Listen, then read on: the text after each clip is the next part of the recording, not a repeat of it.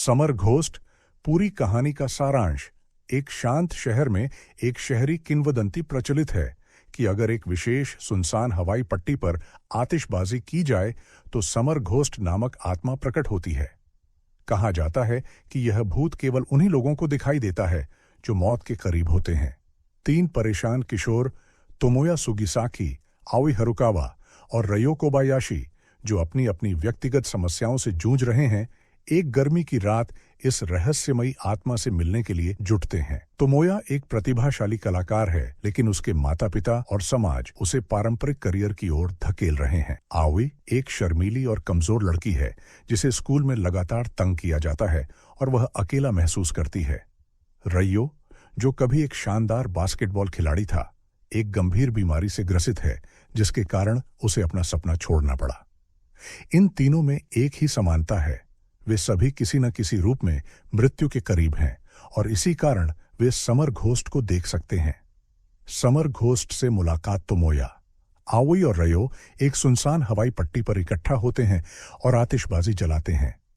अचानक एक रहस्यमयी युवती अयाने सातो उनके सामने प्रकट होती है। वह समर घोस्ट है, एक उदास आत्मा जो अपने अतीत के रहस्यों को समेटे हुए है।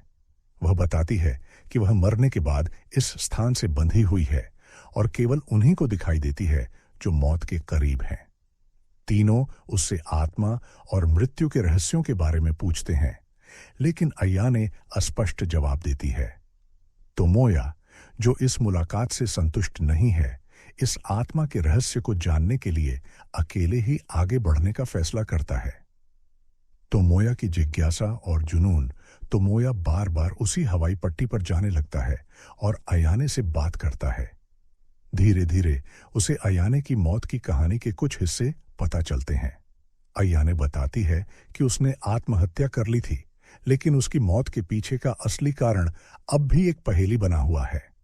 तोमोया उसके अतीत को समझने में और अधिक रुचि लेने लगता है और उसकी छवि को अपने चित्रों में उकेरने की कोशिश करता है। वह महसूस करता है कि अयाने की अधूरी कहानी उसकी खुद की उलझनों से मिलती जुलती है। उसकी खुद की जिंदगी में भी कई उलझनें हैं, एक कलाकार बनने की ख्वाहिश और समाज के बनाए हुए दबाव के बीच संघर्ष। आओई और रयो की समस्याएं। जहां तोमोया अयाने के रहस्य में उलझा हुआ है, वहीं आओई और रयो भी अपनी परेशानियों से जूझ रहे होते हैं। आओई, जो स्कूल में लगातार तंग की जाती है, आत्महत्या के बारे में सोचने लगती है, लेकिन जब वह अयाने की अधूरी आत्मा को देखती है तो उसे एहसास होता है कि वह अकेली नहीं है। वह धीरे धीरे तोमोया और रयो से जुड़ने लगती है और अपनी तकलीफों से लड़ने की कोशिश करती है। रयो को यह पता है कि उसकी बीमारी लाइलाज है और वह ज्यादा समय तक जीवित नहीं रह सकता। पहले वह इस सच्चाई से भागने की कोशिश करता है, लेकिन अयाने से मिलने के बाद उसे अपने जीवन के महत्व का एहसास होता है। वह फैसला करता है कि वह अपने बाकी बचे समय को निराशा में नहीं बिताएगा, बल्कि जीवन को पूरी तरह जिएगा। अयाने की मौत का रहस्य तोमोया अयाने की आत्महत्या के पीछे की सच्चाई खोजने में लग जाता है। उसे पता चलता है कि अयाने एक होनहार छात्रा थी जिसका भविष्य उज्जवल था, लेकिन उसकी मौत के पीछे कुछ गहरी सच्चाई छिपी थी। जब वह और खोजबीन करता है तो उसे एहसास होता है कि अयाने की आत्महत्या सामान्य नहीं थी। अयाने को भी रयो की तरह ही एक गंभीर बीमारी थी, लेकिन उसने इसे सबसे छिपाए रखा था। जब उसका दर्द असहनीय हो गया तो उसे लगा कि आत्महत्या ही उसकी आखिरी राह है, लेकिन मरने के बाद भी उसकी आत्मा भटकती रही, क्योंकि उसके मन में एक सवाल था, क्या उसके पास कोई और रास्ता था? महत्वपूर्ण मोड़। जीवन को अपनाने का फैसला तोमोया, जो पहले अपनी परेशानियों के कारण जीवन से निराश था, अब अयाने की कहानी से एक नई सीख लेता है। वह देखता है कि कैसे अयाने की आत्मा अधूरी रह गई और यह उसे सोचने पर मजबूर करता है कि क्या वह खुद भी उसी रास्ते पर जा रहा है। दूसरी तरफ रयो अपने सीमित जीवनकाल के बावजूद खुशी से जीने का फैसला करता है। वह तोमोया और आओई को प्रेरित करता है कि वे भी अपनी जिंदगी को महत्व दें। आओई, जो हमेशा डरती थी, अब अपने बुलियों का सामना करने का साहस जुटाती है और अपनी जिंदगी को एक नया मोड़ देने की कोशिश करती है। अयाने को शांति मिलती है, अंत में तीनों दोस्त अयाने से एक आखिरी बार मिलते हैं और उसे बताते हैं कि उसकी कहानी ने उन्हें जीवन का सही अर्थ समझाया है। तोमोया उसे यह एहसास दिलाता है कि भले ही वह मर चुकी हो, लेकिन उसकी यादें और उसकी कहानी अब भी लोगों की जिंदगी बदल रही है। सूरज उगने के साथ अयाने की आत्मा मुक्त हो जाती है। उसके जाने के बाद तीनों दोस्त बदल चुके होते हैं।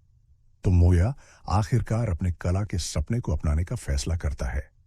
आवी आत्मविश्वास से अपनी जिंदगी में आगे बढ़ती है। रयो अपने सीमित समय के बावजूद अपने जीवन के हर पल को संजोने लगता है। समर घोस्ट केवल एक रहस्यमयी आत्मा की कहानी नहीं है, बल्कि यही हमें जिंदगी के असली मायने भी सिखाती है। यह फिल्म मौत, अवसाद, सामाजिक दबाव और मानसिक स्वास्थ्य जैसे गहरे विषयों को छूती है।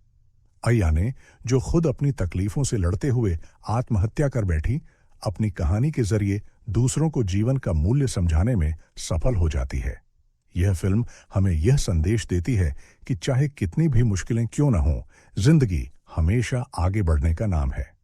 तो मोया, आओई और रयो, जो मौत के करीब थे, अब जिंदगी को एक नए नजरिए से देखना सीख जाते हैं। फिल्म एक भावनात्मक लेकिन प्रेरणादायक अंत के साथ हमें यह एहसास कराती है कि अंधेरे के बाद भी रोशनी होती है और हर मुश्किल के बाद एक नया सवेरा आता है।